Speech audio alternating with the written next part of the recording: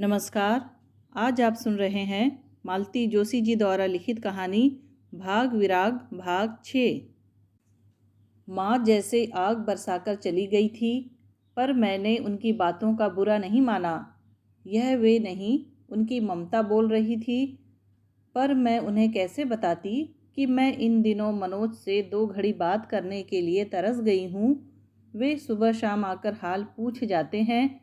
हर हफ्ते डॉक्टर के यहाँ ले जाते हैं। इंजेक्शन्स दवाइयाँ समय पर ला देते हैं। पर इन सब बातों में कितनी आस्था है और कितनी औपचारिकता, पता नहीं चलता। कितना मन होता है कि उनकी गोद में सिर छुपाकर एक बार जी भर कर रो लूँ। कितनी इच्छा होती है कि वे मेरे बालों में उंगलियां फेरते हुए मुझे आश्वस्त करे कि जो कुछ घट गया वही अंतिम सत्य नहीं है। कितना चाहूँगी कि वे अपने स्नेहिल स्पर्श से, मिश्री घुले स्वर से मुझे पीड़ा के, अपराध के, अकेलेपन के इस एहसास से मुक्ति दिलाए। पर अब उतना एकांत मिलता ही नहीं है। वे तो बस 5-7 मिनट के लिए कमरे में आते हैं, किसी जान पहचान वाले की तरह हाल चाल पूछकर चले जाते हैं। रात को मेरे पास रजनी सोती है। रजनी जिसके साथ ननंद भाभी का वह मधुर रिश्ता कभी कायम ना हो सका जो मुझमें और भाभी के बीच था। अब तक तो मैंने मन को समझा लिया था कि वे इन दिनों मुझसे जानबूझकर दूरी बनाए हुए हैं, पर माँ की बात मन को कुरेद गई। उसी दिन मेरा टॉनिक लेकर आए तो मैंने हाथ पकड़कर पास बिठा लिया। हरदम क्या भागम भाग मचाए रहते हो, घड़ी भर तो पास बैठा करो। पर इससे पहले कि मैं बात शुरू करूं, नीचे से आवाज़ आई, भैया चाय ठंडी हो रही है। आवाज़ सुनते ही वे एकदम उठकर खड़े हो गए। यहीं मंगा लेते ना। अरे नहीं, वह बेकार परेशान होगी, मैं ही ले आता हूँ। वे जो गए तो वहीं के होकर रह गए। फिर शायद कोई मिलने भी आ गया। देर तक उनके कह कहे सुनाई देते रहे। मैं जली भुनी छत पर बैठी रही। रात को जब रजनी खाना लेकर आई तो मैंने खुद ही अपना मान तोड़ दिया। रजनी के जाते ही अपनी थाली उठाकर उसके पीछे पीछे मैं नीचे उतर आई। तीनों एक साथ खाने पर बैठे थे। अम्मा जी बड़े मनोयोग से दोनों बच्चों को परोस रही थी। भाई बहन में परस्पर चुहलबाजी चल रही थी। मुझे एकदम अपने घर की याद आ गई। मुझे देखते ही तीनों ऐसे चौंके जैसे भूत देख लिया हो। उनका हास परिहास एकदम थम गया। अरे तुम नीचे क्यों आ गई? कुछ चाहिए था तो आवाज़ क्यों नहीं दे ली? अब जिंदगी भर क्या ऊपर ही बैठी रहूँगी? 8-10 दिन बाद ड्यूटी भी तो ज्वाइन करनी है। अभी से आदत तो डालनी पड़ेगी। फिर किसी ने कुछ नहीं कहा। मेरे लिए जगह बना दी गई। सब लोग चुपचाप कौर तोड़ने लगे। मैंने स्पष्ट अनुभव किया कि मेरे आ जाने से उन्हें असुविधा हो रही है। उनके आनंद में खलल पड़ गया है। अब समझ में आया कि क्यों मेरी चाय, मेरा खाना निर्विघ्न रूप से ऊपर पहुंचता रहा है।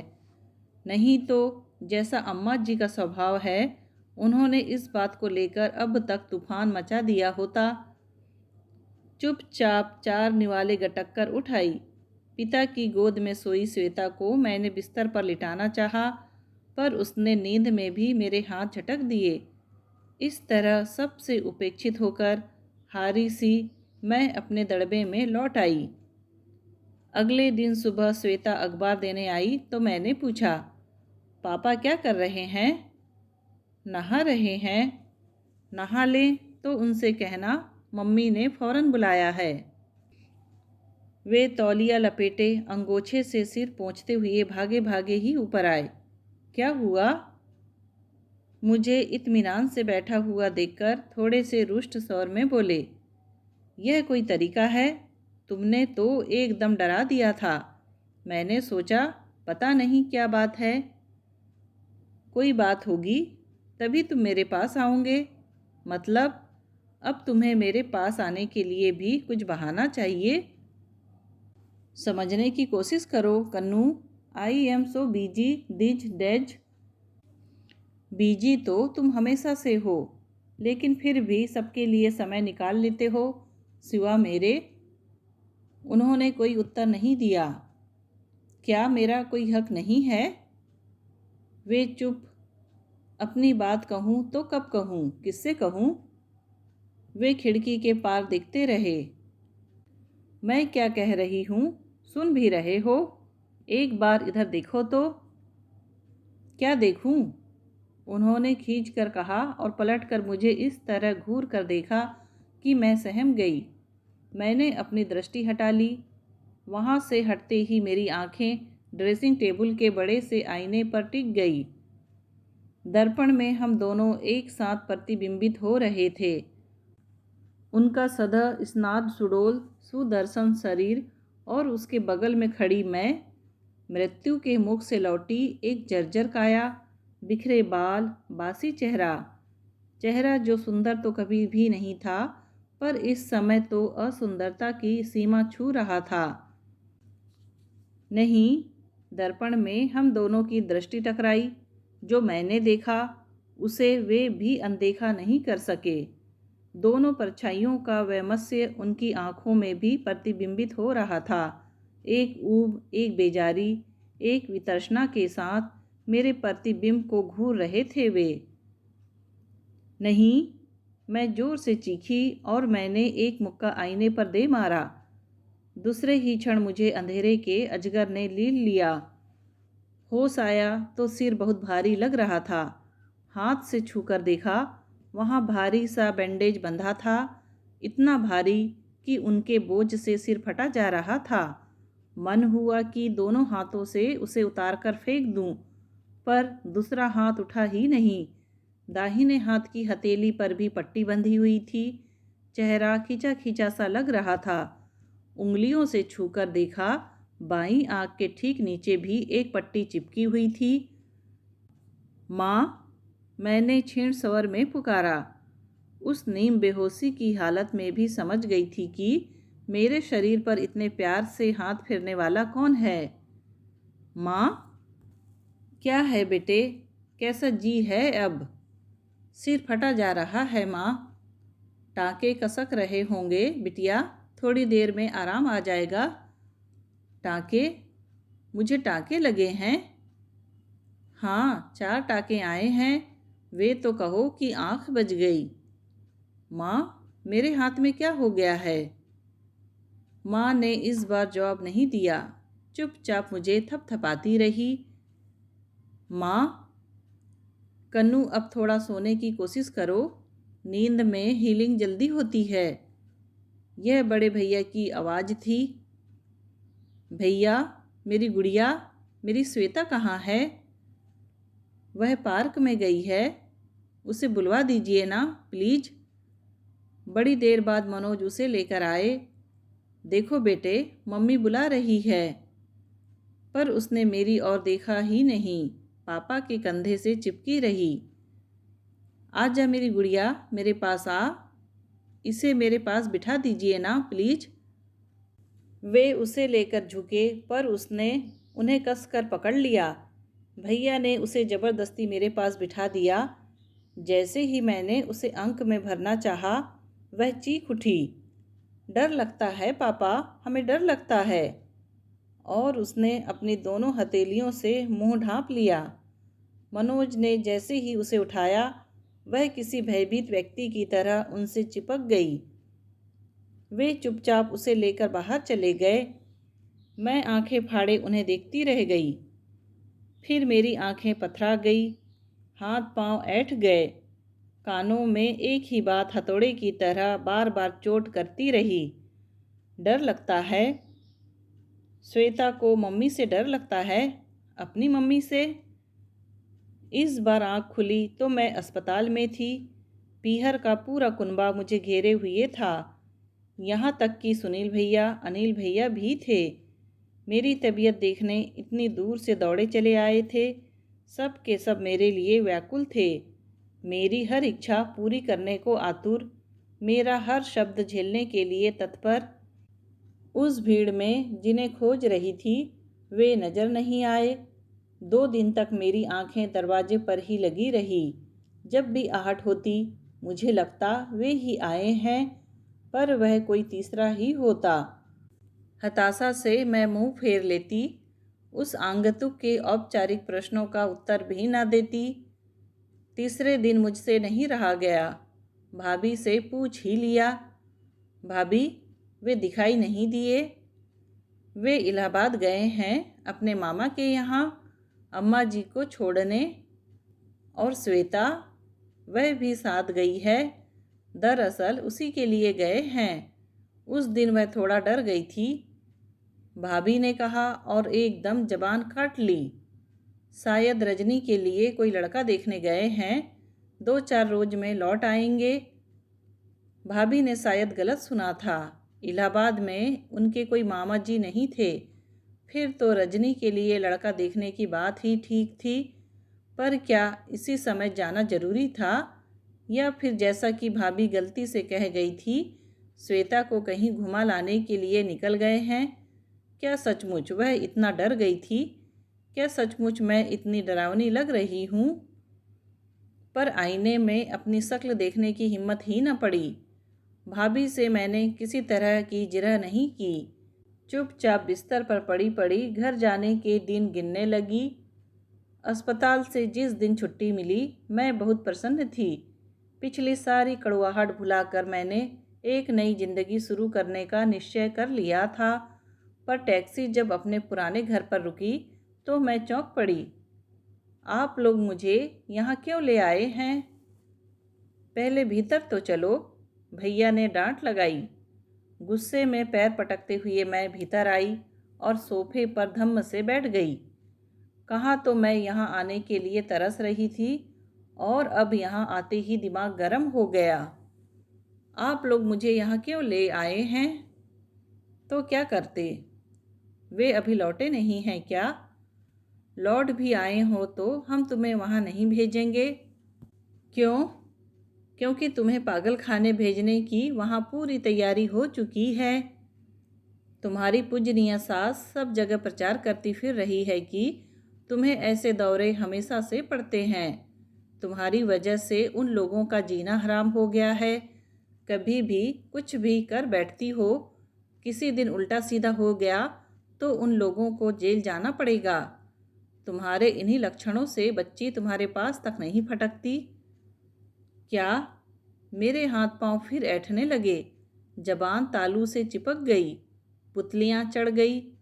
भैया ने एकदम आगे बढ़कर मुझे कस कर पकड़ लिया और कड़क कर कहा, ये क्या पागलपन है कन्नू?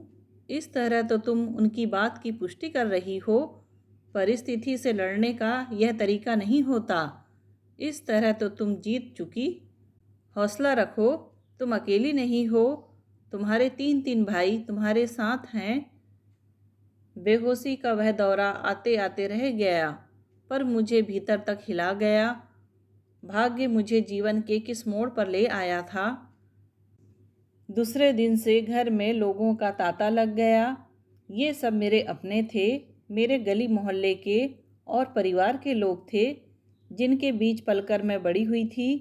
ये लोग मेरे ससुराल की देहरी पर जाना नहीं चाहते थे, इसीलिए इतने दिनों तक कोई मुझे देखने तक नहीं आया। पर अब घर पर भीड़ लगी हुई थी। उनकी सहानुभूति, उनकी ममता बड़ा सुकून दे रही थी। इतने सारे लोग मेरे दुख से व्याकुल हैं, यह एहसास ही बड़ी तृप्ति देने वाला था।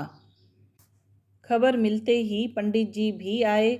आते ही बोले, यह क्या है बिटिया? वहाँ तो सबके चेहरे पर लक्ष्मी का तेज चढ़ रहा है, और घर की लक्ष्मी का क्या हाल है? कौन सी लक्ष्मी? क्या मेरी शक्ल आपको लक्ष्मी की सी लगती है? मैं तो चुड़ैल हूँ। मेरी अपनी बच्ची भी मुझसे डरने लगी है। और कहते कहते मेरी रुलाई फूट पड़ी। 2 दिन में 2500 लोग आए थे।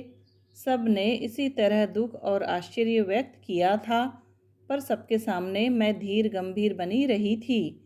पता नहीं क्यों पंडित जी के सामने अपने को रोक ना सकी। वे मेरे सिर पर हाथ फेरते हुए सांत्वना के कुछ शब्द बुदबुदाते रहे, पर उनसे शांत होने की अपेक्षा मैं और बिफर गई। कोई मेरे पास नहीं आता अब, किसी को मेरे लिए फुर्सत नहीं है। आपने भी तो अब जाकर सुध ली है। इतने दिनों तक बिस्तर पकड़े रही, मौत के साये में झूलती रही, पर आपने कोई खबर ना ली। और अब आकर पूछते हैं कि ये क्या हाल हो गया है। उनके जाते ही भाभी ने डांट लगाई। जो भी मुंह में आया कहती चली जाती हो, बड़े छोटे का तो ख्याल किया करो। पता है, पंडित जी बराबर तुम्हारे लिए पूछते रहे हैं। तुम्हारी ज्वालामुखी सास के कारण तुम्हारे घर नहीं गए तो क्या हुआ, यहाँ आकर बराबर खोज खबर लेते रहते थे। उन्हीं लोगों के कारण वे अस्पताल भी नहीं गए। उन्हें क्या मालूम है कि वहाँ एक दिन कोई झांकने भी नहीं आया। भाभी को क्या मालूम कि मेरा सारा रोज़ भी तो उन्हीं लोगों के लिए था। पंडित जी का तो सिर्फ बहाना भर था। सच तो यह है कि पंडित जी की इतने दिनों कभी याद भी ना आई। भाभी, ये लोग इलाहाबाद से लौटे कि नहीं, जरा पता लगाना। सच बात बताऊं कन्नू, कोई नाटक तो नहीं करोगी? नहीं तो तुम्हारे भाई मुझे खा जाएंगे। बताओ। मनोज तो अस्पताल आए थे, 2 दिन रहे भी थे, पर सुनील भैया ने आते ही उन्हें 2-4 खरी खोटी सुना दी। अच्छी खासी झड़प हो गई दोनों में। तुम्हारे बड़े भैया भी पीछे नहीं रहे, तब से उन्होंने आना बंद कर दिया। लोगों की पूछताछ से बचने के लिए शायद कहीं बाहर निकल गए हैं। अपनी बात का उपसंहार करते हुए भाभी ने कहा, बात सही भी थी, तब भी इतना तूल देना ठीक नहीं हुआ। वे तो लड़ झगड़ कर चले गए, पर यह नहीं सोचा कि बहन का क्या होगा। सच तो है, मेरा क्या होगा।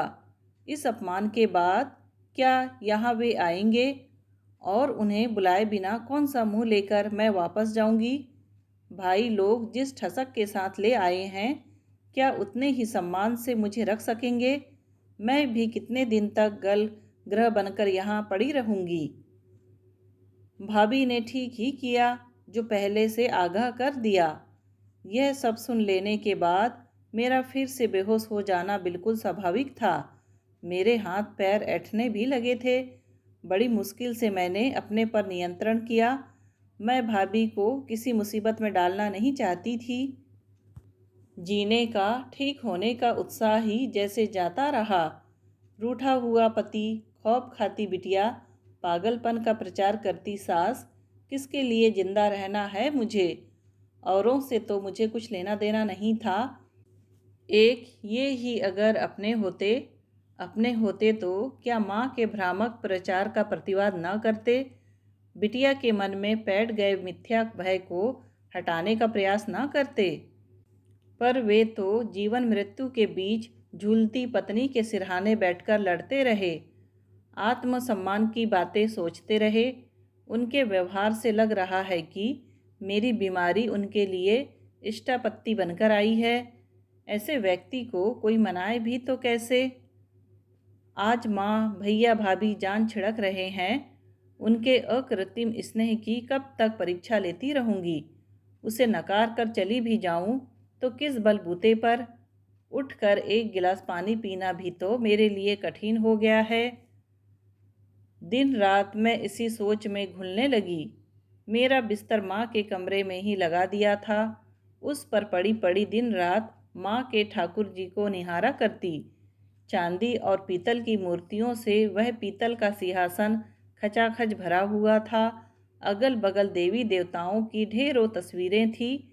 इन सबसे ऊपर साईं बाबा की एक फ़ोटो थी, जो अपने आकार प्रकार के कारण अलग ही चमकती थी।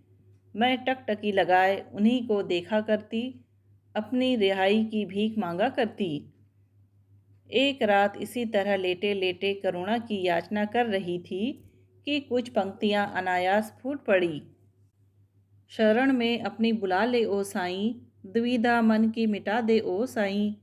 तन के 100 दुख झेल गई मैं, मन के हाथों हार गई हूँ। अपने से ही छली गई मैं, अपनों पर ही भार हुई हूँ। दीप जला आशा का या फिर मुझको जग से उठा ले ओ साईं। मैं तो हैरान रह गई। क्या ये सचमुच मेरी पंक्तियाँ हैं या कहीं का पढ़ा सुना याद आ रहा है? पर नहीं, वह मेरी ही अंतरात्मा की पुकार थी, मेरी ही पीड़ा गीत बनकर फूटी थी। और मज़े की बात यह कि गीत के शब्द भी सुरों का साज बनकर आए थे। कलावती की करण मधुर स्वरावलियों में पिरोए हुए उन बोलों को जोर से गाने का मन हो आया, पर आधी रात का वह सन्नाटा तोड़ने का साहस नहीं हुआ। सब लोग गहरी निद्रा में निमग्न थे, सबको सुबह होते ही काम में जुट जाना था। मेरी तरह दिन भर खाट तोड़ने का सुख किसी को नसीब नहीं था। बड़ी मुश्किल से अपने को जब्त किया, रात भर मन ही मन उन स्वरों को दोहराती रही। सुबह होते ही सबसे पहले मैंने नहाने की इच्छा प्रकट की। भाभी को आश्चर्य तो हुआ, पर उन्होंने जिरह नहीं की। नल के सुर में सुर मिलाकर गाने की मेरी पुरानी आदत थी। आज तो और भी मज़ा आया। धुन भी मेरी, बोल भी मेरे, उधार का कोई झंझट ही नहीं था। भाभी दरवाज़ा न थपथपाती तो पता नहीं कब तक बैठी रहती। बाहर सब लोग डर गए थे। स्वाभाविक ही था, इतनी देर में सचमुच मुझे थकान हो आई थी। बाहर निकलते ही पस्त होकर बिस्तर पर गिर पड़ी। भैया एकदम दौड़कर मेरी नब्ज टटोलने लगे। उनसे कहा, प्लीज दफ्तर जाने से पहले हारमोनियम निकाल कर रख जाएंगे। मेरी शादी के बाद हारमोनियम संदूकों के कुतुब मीनार के निचली मंजिल पर आ गया था। माँ ने तो तानपुरे के साथ इसे भी ले जाने के लिए कहा था, पर मैंने ही मना कर दिया था। भैया मौज में आकर कभी कभी कुछ गुनगुना लेते थे। उनका यह सुख छीनने का मन ना हुआ। दिन भर मैं हारमोनियम पर उंगलियां फेरती रही। उसे बजाते हुए मेरी सांस भी धोखनी की तरह बज उठती। फिर मैं थोड़ी देर को लेट जाती, जरा सा आराम आते ही फिर उठ बैठती। अपनी ही बनाई धुन पर मैं मुग्ध हुई जा रही थी। माँ मुझे देख देख कर खुश हो रही थी। कोई जिद्दी बच्चा घड़ी घड़ी भर को खिलौनों में रम जाए तो माँ को जैसे खुशी होती है, बस वैसी ही खुशी माँ की थी। मोहल्ले के शुक्ला जी के यहाँ से संकट सोमवार के प्रसाद का निमंत्रण आया, तो मुझे याद आया कि आज सोमवार है, मतलब पंडित जी आज अवश्य आएंगे। नीलकंठेश्वर जाते हुए वे अवश्य घड़ी भर को रुककर हाल चाल पूछ जाते हैं। शाम को तैयार होकर मैं घड़ी की ओर दृष्टि लगाए बैठी रही। वे आते ही बोले, आज तो बहुत प्रसन्न लग रही हो बिटिया, क्या बात है? एक भजन बनाया है, सुनेंगे? जरूर। वे कुर्सी खींचकर बैठ गए। बल्कि मैं तो तुमसे कहने वाला था कि रोज सुबह एक दो भजन गाने का नियम बना लो। देखो, 15 दिन में तुम्हारी सेहत बन जाएगी।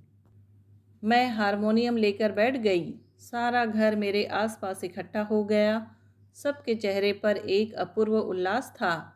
मैं बड़ी देर तक उंगलियां फेरती रही। बाजे के स्वर साईं को पुकारते रहे, पर मेरे गले से आवाज़ ही ना निकली। कमज़ोर हो अभी, दोनों काम एक साथ ना कर सकोगी, लाओ मुझे दो। वे वहीं मेरे पास दरी पर बैठ गए। मेरी धुन को उन्होंने बड़ी सहजता से उठा लिया और उनकी उंगलियों से रस के सोते फूट पड़े। गाओ बिटिया।